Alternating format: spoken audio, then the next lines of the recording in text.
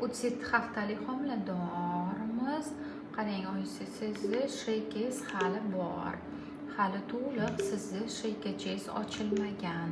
Yangi yil kuni to'polon quvvatdilar tug'aman deb. 299, hali 3 santimetrli sheykalari bor.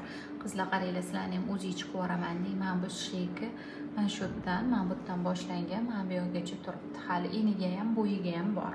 37 hafta 5 kun, kamida 39-40 qilib tug'asiz, xudo xolasa. 40 bo'lmasa ham 39larga borib tug'iladi. Nima uchun 37 hafta 5 kunlikda sheykani ko'rish kerak? Bular uchun maxsus sheykalariga uhud qilish shart emas. Sheykasi o'zi ochiladi 10 kunlarning ichida, xudo xolasa. Ayrimlarning sheykasi длинасы uzun bo'ladi, shirinasi ham qalin, mustahkam, прочный bo'ladi. Biz o'yladi bolajon travma olmasligi uchun sheykani servikometriya qilamiz.